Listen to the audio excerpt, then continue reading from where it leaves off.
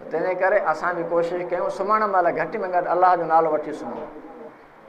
असांजी दिलि बि मुनवर थींदी ऐं उनजो असरु असांजी औलाद ते बि थींदो। बुज़ुर्गनि लिखियो आहे जेकॾहिं का औरत पेट सां आहे, उनजे पेट में ॿारु आहे, जहिड़ो कमु कंदी, मिसाल जेकॾहिं का औरत आहे पेट जे दौरान निमाज़ पढ़े थी त उनजी औलाद बि निमाज़ पढ़ंदी। जेकॾहिं उहा औरत तिलावत करे थी उनजी औलाद बि तिलावत कंदी। जेकॾहिं उनजी उहा माउ जॾहिं उनखे पेट में ॿारु आहे उन वक़्तु इहा औरत नेकियूं करे थी, तिलावत करे थी, ज़िक्र अज़कार करे थी, उनजो असरु अलाह जी औलाद में ॾिए थो। उनजो मिसाल ॾियां, असां जॾहिं माउ जे पेट में आहियूं त असांजी अमड़ जेका ख़ुराक खाए थी उहा असांजे ॿार खे मिले थी। उहो वास्तो आहे दुन जो। दुन जे वास्ते अलाह ख़ुराक ॾिए थो त अहिड़ीअ तरह जेकॾहिं का औरत नमाज़ पढ़े थी त उहा ख़ुराक बि अलाह उनजे ॿार में रखे थो। तंहिंजे करे असां कोशिशि इहा कयूं त असां अलाह सां तालुक़ु रखूं। उन तालुक़ में मज़ो ई मज़ो आहे। उन तालुक़ में अलाह अनवारात ऐं तजलियात ॾींदो।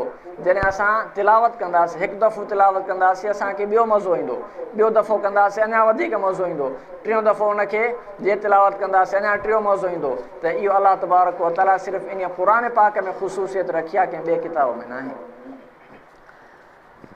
नबी अकरम सल्लल्लाहु अलैहि वसल्लम जन जॾहिं नबी थिया हुआ, अलाह तबारक व तआला नबूवत जे मनसब ते उनखे सरफराज़ फरमायो हो। नबी मुकरम सल्लल्लाहु अलैहि वसल्लम जे अचण खां पहिरियों, क़ुर जे अचण खां पहिरियों अरबनि में इहा जहालत हूंदी हुई जो हिकु वण तो जेकॾहिं का झिरकी उथी करे ॿिए हमराह जे पोख जे वण ते वञी करे उहा झिरकी वेठी हुई त इन ॻाल्हि ते जहिड़ो थी पवंदो हो।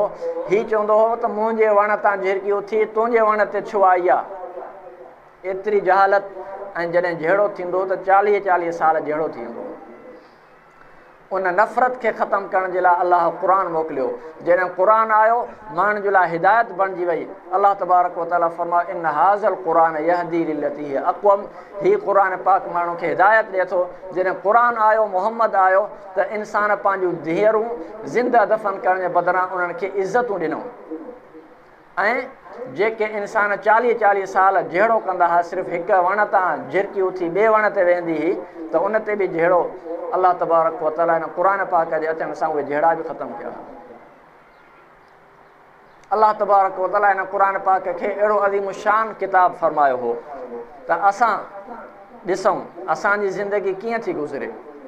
छा असांजी ज़िंदगी तिलावत सां आहे या न आहे।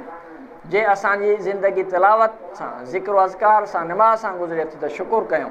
जे नथी गुज़रे त सुम्हण वारो तौबा ज़रूरु कयूं त अलाह असां खां इहा नेमतूं खसी आहे, नेकी खसी थी, असां माफ़ी वठूं था। असांजो मिसाल ईअं आहे, असां हिते दुनिया में खाऊं था न, पीऊं था, पैसे वारो बि खाए थो, ग़रीब बि खाए थो, पर मरण खां पोइ ॿई बराबरि आहिनि। उनजो मिसाल इहो सम्झिजे त हिकिड़े इंसान खे उञ लॻी, उनखे पंहिंजो समुंड आहे, उनखे दरिया बि आहे, उनखे वॾो वॾो पाणी उनजे तलाउ में महफ़ूज़ आहे, उनखे ट्यूबवेल आहे, उनखे पाणी जा चश्मा आहिनि ऐं उनजे बदिरां उनखे टैंकियूं आहिनि। हर शइ जे हूंदे सूंदे पंहिंजी मिल्कियत, घणो पाणी पीअंदो, ॾींहं में वधि में वधि 10 गिलास। ॿियो माण्हू उहो आहे जंहिंखे का बि शइ कोन्हे, उनखे बि अलाह 10 गिलास पाणी पीआरे थो। पर जॾहिं मरण था त ॿिन्ही जो मनसब, ॿिन्ही जी जॻह बराबरि आहे, उहा क़बर आहे। असां सोचूं असांजी जॻह उहा ई आहे, हितां जेका शइ पोखींदासीं असांखे उहा शइ मिलंदी। क़ुर पाक में अलाह भलाई भलाई रखी आहे। जे असां क़ुर पाक खां परे थियूं था, उनजो मिसाल ईअं सम्झिजे हिकिड़ो ॿारु हुजे, उनखे 100 रुपए जो नोट ॾिजे, नंढड़ो ॿारु 6 महीननि जो हुजे, 7 महीननि जो हुजे, 8 महीननि जो ॿारु जेकॾहिं आहे, उनखे असां बिस्किट बि ॾियूं, 100 रुपयो बि ॾियूंसि था। जेकॾहिं उनखे अख़बार जो कागज़ जो टुकड़ो ॾियूं था त ॿिन्ही खे बि वठंदो। हू चवंदो जहिड़ी तरह हू कागज़ आहे तहिड़ी तरह हीउ कागज़ आहे। आम कागज़ ॾींदासीं, अख़बार जो टुकड़ो ॾींदासीं, 100 रुपयो ॾींदासीं, 1000 रुपयो, उनखे वठी पाण वटि महफ़ूज़ रखंदो। पर जॾहिं उनखे असां बिस्किट वग़ैरह या का शइ खाइण जी ॾींदासीं, पैसा न वठंदो, पैसा फिटी कंदो, उछलाईंदो, बिस्किट वठी खाईंदो। छाजे करे त हू सम्झे थो त हीअ मुंहिंजे लाइ ख़ुराक आहे। हालांकि उन ॿार खे इहा ख़बर कोन्हे हिकु बिस्किट काॾे 100 रुपयनि जा बिस्कुट काॾे। एक बिस्किट वधिक या 100 रुपयनि जा बिस्किट वधिक, 100 रुपयनि में बिस्कुट असांखे वधिक मिलंदा, पर ॿार खे ख़बर कोन्हे जे असां बि अहिड़ीअ तरह दुनिया खे हासिलु कयोसीं, क़ुर खां परे थी वियासीं, त पोइ असांजी मिसाल बि इहा ई आहे।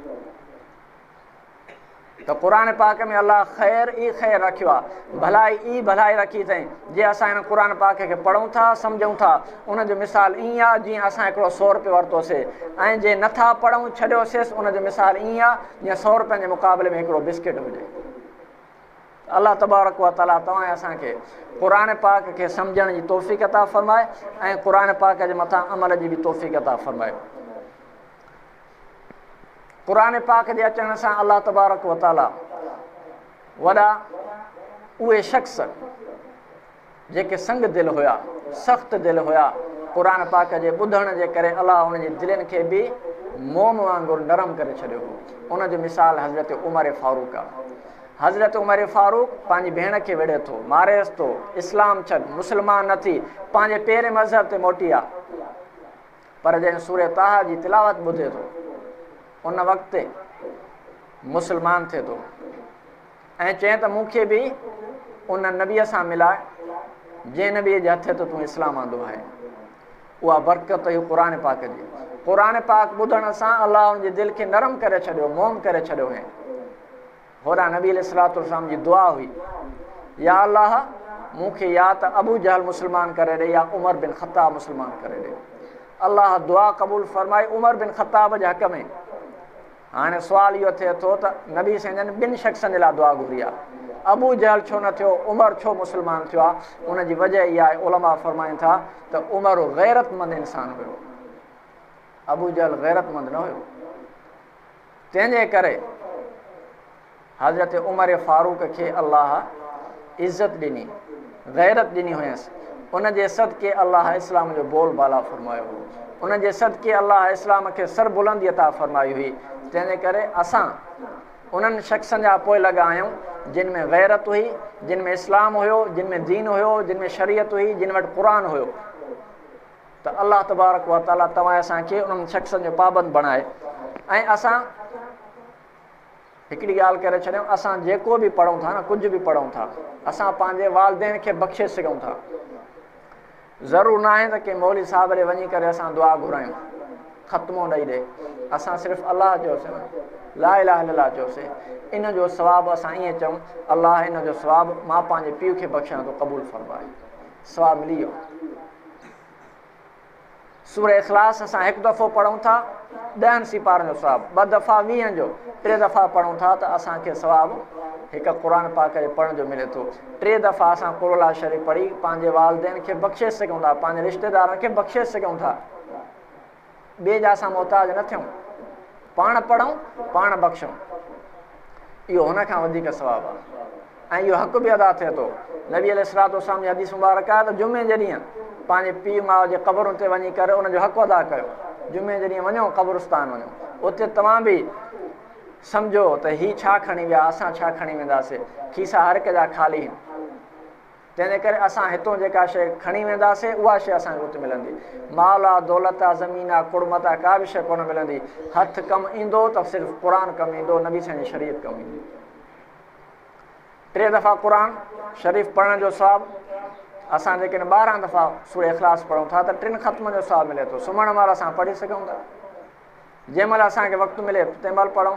ज़ुबान खे असां ज़िक्र सां ताज़ो रखूं, अलाह चऊं, सुभान अलाह चऊं, अल्हम्दुलिल्लाह चऊं, ला इलाहा इल्लल्लाह चऊं। इहो असांजी ज़ुबान जीअं ज़िक्र सां ताज़ी हुजे त मरण महिल बि असांखे इहो कलमो नसीबु थिए। हिकिड़ो साहिबी हुयो, फ़र्ज़ निमाज़ में, सुन्नतुनि में, नफ़िल जी आख़िरी रकात में, हर आख़िरी रकात में कुल वला शरीफ़ पढ़ंदो हो। साहिबी सॻोरा आया नबी साईं जी ख़िदमत में, साईं हिनखे आहे छा जो हर आख़िरी रकात में कुल वला पढ़े थो? नबी साईं खे उन साहिबी फरमायो, साईं मां इन जे करे पढ़ंदो आहियां जो मूंखे इन कुल वला शरीफ़ सां मुहबत आहे, कुल वला शरीफ़ सां मूंखे मुहबत आहे। नबी साईं फरमायो जेकॾहिं तोखे कुल वला शरीफ़ सां मुहबत आहे त इहा ई तोखे सूरतुल इख़लास ऐं इन जी मुहबत तोखे जन्नत में पहुचाईंदी। कुल वला शरीफ़ सां मुहबत हुजे, क़ुरान जी हिकु हिकु आयत सां मोहबत हुजे, अलाह इन मोहबत खे ॾिसंदो।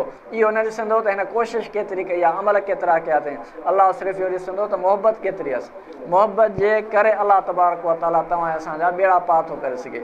ऐं जॾहिं असां हिकु नेकी कयूं था, हिकु नेकी जो मतिलबु आहे हिकु जन्नत असां वठूं था। सुभाणे अलाह चयोसीं हिकु जन्नत असांजे लाइ तयारु थिए थी।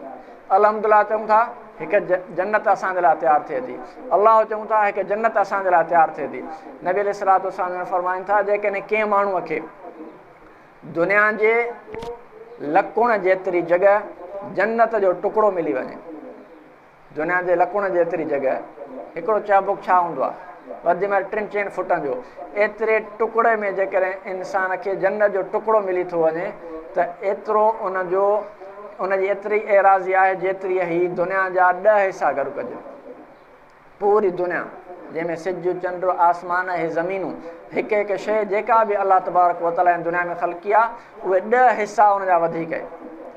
नबी अलैहिस्सलातु वस्सलाम फरमाईंदा जेकॾहिं हिकिड़ो माण्हू जन्नत में आख़िरी इंसान जहन्नम मां निकिरी करे जन्नत में वञे थो, आख़िरी उनजो बि एतिरो मक़ाम आहे जो उन इंसान खे हिकिड़ी जन्नत ॾेखारी वेंदी।